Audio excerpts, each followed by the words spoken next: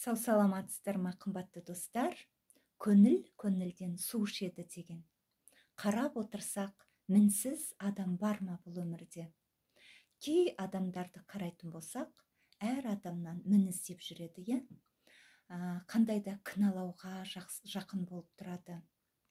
Негізі, мін іздейтін адамдарды қарайтын болсақ, өздері мойнына дейін батпаққа батып отырады. Бірақ та оны білмейді. Бірақ та қандай да адамдарды сыртынан мін іздеп, мін айтып, басқа адамдарға мін тағуға асығып тұрады.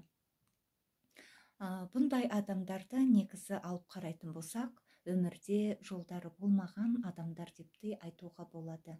Себебі әр адамды алып қарайтын болсаң, әрине періште көкте ғана деп айтады, иә? Бірақ та бұл жерде пенде болғандықтан пендешілік пен адамзат көптеген қателіктер жібереді дейді. Себебі ол пендеге періштелер көкте ғана болады. Сондықтан да біреуге мін таққан кезде, біреудің мінін көрген кезде біраз ойланып қарау керек деп мен өз басым ойлаймын. Ол адамды сіз шынайы түрінде көре алып тұрсыз ба? Немесе ішіңіздегі кішкене қызғаншақтар сізге сондай мін таққызып жатыр ма? Осы жайында да әр адам ойлану керек сияқты. Сондықтан да біреуге мін тақпас бұрын біраз ойланып қарау керек сияқты әр адам, иә?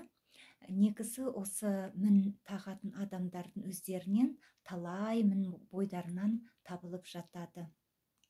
Негізі алып қарайтын болсақ, адамзат баласында мына сондайға жақын адамдар болып келеді. Ондай адамдар енді қалай айтамыз, біреуге мін тағып, ренжіп қалып, іштейде біреумен жауласып жүретіндер де адамдар болады. Және де қарасан әр жерден бір қандай да бір нәрселерді тауып, соған мін тағып отырады. Міне осындай мін тағушы адамдарды өмірде жолдары болмаған, және де өмірде көптеген қателік жіберетін адамдарды мін тағушы адамдар деп айтуға болады.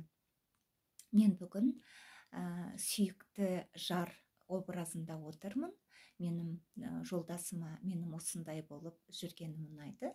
Сондықтан да менің образым қалай деп сіздерден сұрап қояйын. Сау саламатта болыңыздар. Сіздермен болған Айжан Исламқызы.